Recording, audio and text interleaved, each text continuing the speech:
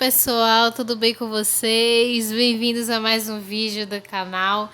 E dessa vez vou introduzi-los à Constituição Federal, seção 2 da Saúde, que vai trazer os artigos 196, 197, 198, 199 e 200, que vão tratar da saúde.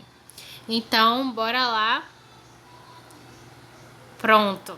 Aqui eu gostaria de explicar para vocês que, em vez de eu trazer, igual como fui na Lei 8080, através daqueles slides, eu resolvi trazer de um jeito mais esquematizado, com mapas mentais, para vocês entenderem melhor, mais dinamicamente, sobre essa Constituição Federal de 88. E nesse slide está aqui aparecendo para vocês o artigo 196. Esse artigo 196, ele vai trazer mais a obrigação do Estado em prover o acesso às ações e serviços de saúde. Então aqui foi um marco muito importante mesmo da saúde, do SUS. Então, essa Constituição Federal, essa seção 2, foi um acontecimento maravilhoso na história da saúde. Então, bora lá. Começando por aqui, a saúde é o quê? Direito de todos e dever do Estado, garantido mediante políticas. Quais são elas? Sociais e econômicas, que visem o quê?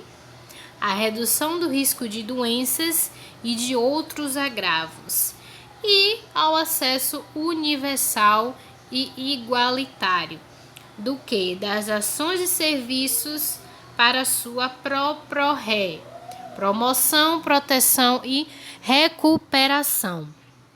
Então aqui, como eu falei anteriormente, ele está falando mais da obrigação do Estado, de que é dever do Estado, uma obrigação do Estado, e um direito nosso, um direito de todos. Não é direito só dos pobres, não é direito só dos ricos, não é direito só do brasileiro, mas sim a saúde é direito de todos e sendo dever do Estado. E o Estado não é o Estado com E minúsculo, é o Estado com o E maiúsculo. Então, a obrigação do Estado.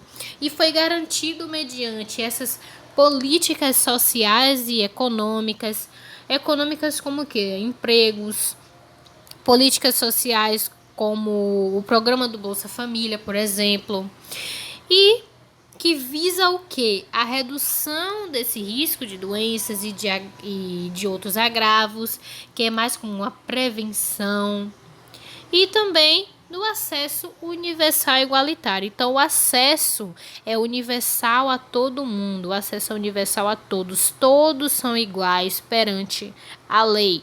Então, o acesso ele é universal e ele é igualitário.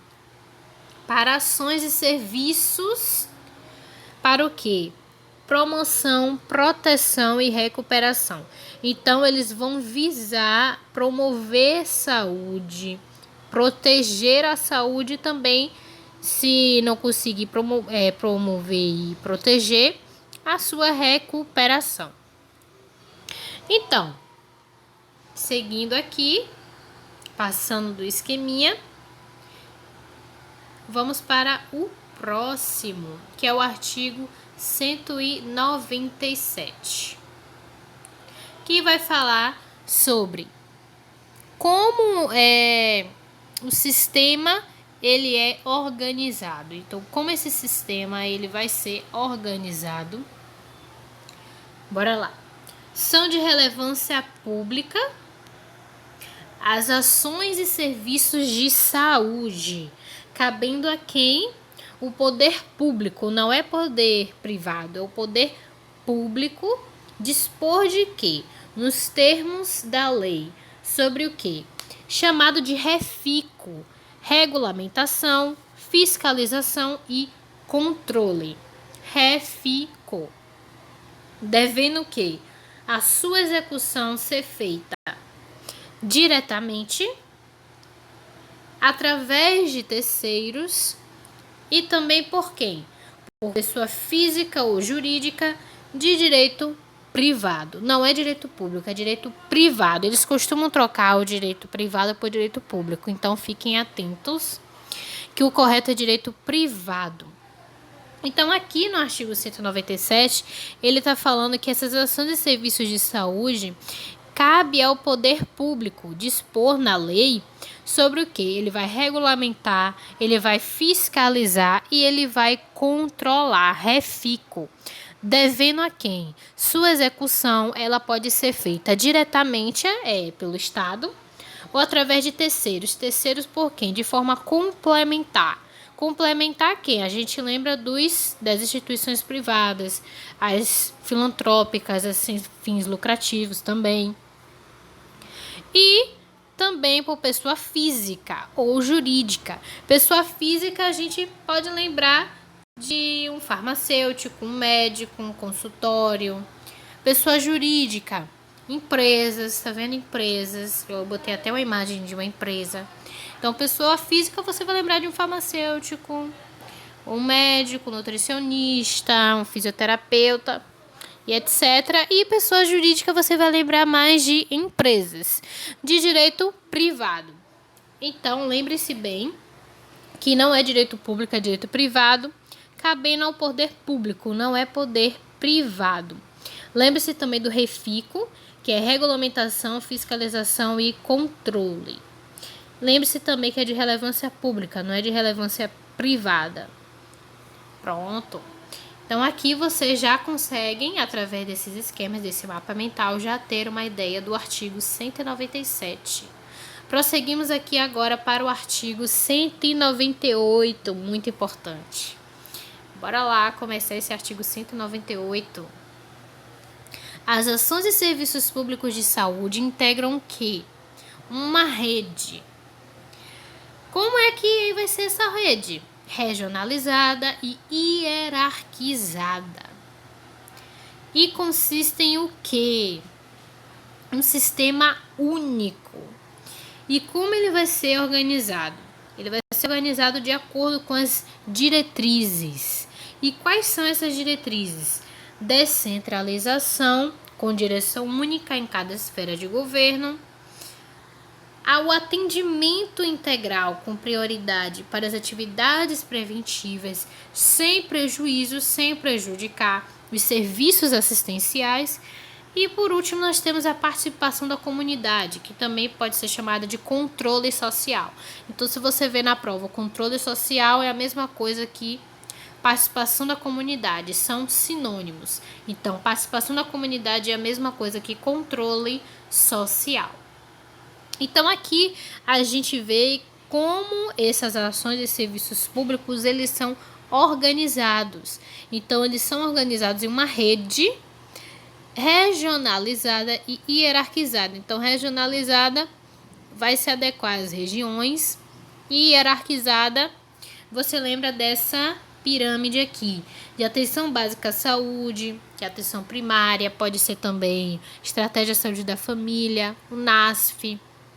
A atenção secundária, você vai lembrar das clínicas especializadas e suas especialidades também. E, por último, que está bem em cima da pirâmide, no topo, que é a atenção terciária, que aí você vai se lembrar dos hospitais de grande porte e também os hospitais universitários. Isso, elas constituem um sistema único, que vai ser organizado de acordo com as seguintes diretrizes. Então, são diretrizes, não são princípios, que às vezes eles costumam trocar para princípios, mas na Constituição Federal são diretrizes. Então, seguintes diretrizes. Quais são essas diretrizes? Descentralização, com direção única em cada esfera de governo. Então, mais a ênfase que a gente viu na Lei 8080 vai ser nos municípios, também chamada de municipalização. Mas aqui na Constituição Federal está como descentralização, com direção única em cada esfera de governo. E a gente viu também na Lei 8080 que é essa direção única, a gente viu que no âmbito da União é o Ministério da Saúde e no âmbito dos estados e Distrito Federal as secretarias de saúde e nos municípios as secretarias de saúde. Então é isso que é essa direção única em cada esfera de governo e essa descentralização vai ser com ênfase nos municípios. Nós temos também o atendimento integral, que vai ser com prioridade. Então, o atendimento integral, que vai ser olhar o indivíduo como um todo e vai dar prioridade para essas atividades preventivas, a prevenção. Mas também sem prejudicar os serviços assistenciais, porque os serviços assistenciais eles são somatório dessas atividades preventivas. Então, eu vou priorizar a prevenção, mas eu também não quero prejudicar a assistência, os serviços assistenciais. Então, lembrem muito bem disso. Lembrem muito disso, que isso cai muito em prova. E em terceiro, nós temos a participação da comunidade, que também é chamada de controle social, onde acontece a partir dos conselhos e das conferências, mas isso nós vamos ver na Lei 8.142. Bora lá? Próximo agora. Pronto, e aqui nós temos, continuando no artigo 198, sobre o financiamento do SUS. Então, como vai se dar esse financiamento do SUS? Então, o SUS ele vai ser financiado por quem? Nos termos do artigo 195, vai ser com recursos do orçamento da Seguridade Social, então a Seguridade Social, também da União, os estados, o Distrito Federal, os municípios e outras fontes também, que a gente viu também na Lei 8.080 quais são essas outras fontes. Prestem muita atenção também nisso, porque as provas elas costumam dizer que não tem recursos de outras fontes, que é só da União, Seguridade Social, Estado, Distrito Federal e municípios, mas também tem recursos de outras fontes. Então, esse financiamento do SUS, ele vai ser compartilhado. Ele não vai ser apenas da obrigação da União. Então, não é apenas a União que vai ter a obrigatoriedade de financiar o SUS, mas essas outras esferas também vão ter essa responsabilidade. Por isso que é compartilhado. E essas outras esferas de governo também, elas devem financiar o SUS através das chamadas contrapartidas. Vamos lá para o próximo agora, para vocês verem. Isso aí, que eu estava falando agora das contrapartidas. Continuando, no artigo 198, que diz assim: a União, os estados e o Distrito Federal e os municípios vão aplicar anualmente, não esqueçam disso, anualmente, em ações e serviços públicos de saúde, recursos mínimos derivados da aplicação de percentuais calculados sobre. Então, essa contrapartida pode também ser chamada de recursos mínimos. Então, bora lá. A União vai poder fazer esse financiamento nessa receita corrente líquida do respectivo exercício financeiro. E ela não pode ser inferior a 15%. Então, a União, o valor não pode ser inferior a 15%. As provas costumam trocar para 10%, 20%, para outros valores. Mas o correto é 15%. Os estados, 12%, municípios, 15% e o Distrito Federal, 12% e 15% das receitas de competência estadual e municipal, respectivamente. Então, o Distrito Federal, 12% por causa do estadual e 15% por causa do municipal. Lembrem-se desses valores, porque em questões eles costumam trocar. Então, vocês vão pensar assim: União 15%, Estado 12%, município 15%, Distrito Federal 12% e 15%. Aí fica fácil para vocês compreenderem através desse esquema aqui. Pronto, e agora nós vamos dar continuidade agora sobre o artigo 199, que diz assim: a assistência à saúde ela é livre à iniciativa privada. Então lembre-se muito bem disso, que a assistência à saúde ela não é só do público, não é só de relevância pública, mas ela é livre à iniciativa privada. Então a iniciativa privada também pode prestar assistência à saúde. Bom, bora para o próximo agora, que é o parágrafo 1º, que nos diz assim: as instituições privadas, elas poderão participar de forma o quê? Complementar do Sistema Único de Saúde, segundo diretrizes deste, mediante o quê? Contrato de direito público ou convênio, tendo preferência a quem? As entidades filantrópicas e as sem fins lucrativos. Então, essas instituições privadas, elas podem participar sim do SUS, só que de forma complementar. Não é de forma suplementar, eles costumam trocar para suplementar. Segundo diretrizes deste, então as instituições privadas, elas vão seguir as diretrizes do SUS, e isso vai se dar mediante contrato de direito público ou convênio. Não é direito privado, é contrato de direito público, eles costumam trocar também. Ou convênio. Tendo preferência a quem? Então, o SUS, ele vai dar sua preferência para as entidades filantrópicas e as sem fins lucrativos. Então, não é questão de ser exclusivo, mas sim questão de preferência. Então, não vai ser exclusivo do SUS só essas entidades filantrópicas sem fins lucrativos, mas as instituições privadas, elas vão poder sim participar de forma complementar, só que essa preferência do SUS, eles vão preferir as entidades filantrópicas e as sem fins lucrativos. E lembre-se bem que as instituições privadas, elas têm que seguir as diretrizes do SUS. Bora pro próximo, bora lá. Aqui é mais o parágrafo 2º e o parágrafo 3º do artigo 199, que nos diz assim: é vedado o quê? Bora lá. Destinação de recursos públicos para auxílios ou subvenções às instituições privadas com fins lucrativos. Então, é proibido destinar recursos públicos para auxiliar para ter subvenções em instituições privadas em que tem um fim lucrativo, que tem um fim, o lucro. Então, isso é proibido, isso é vedado, destinar recursos públicos para auxiliar as instituições privadas que tenham como fim só o lucro, como fim o dinheiro. E o próximo parágrafo vai nos falar sobre a participação direta e indireta.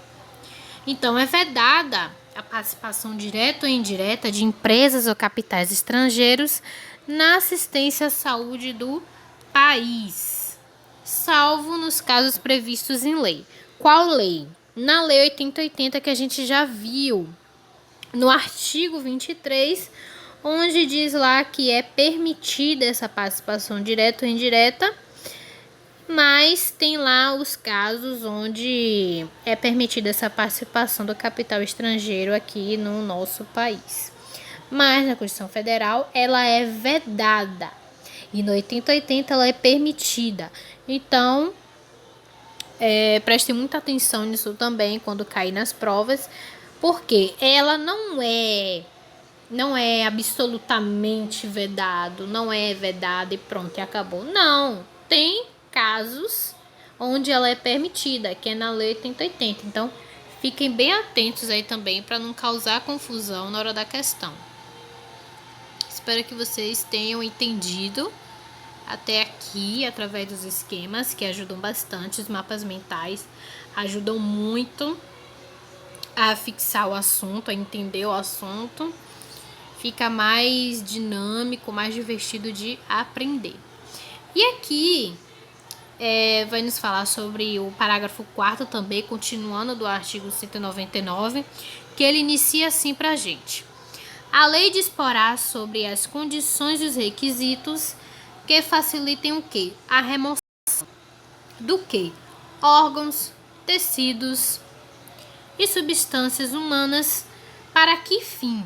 De transplante, pesquisa, de tratamento, bem como o quê?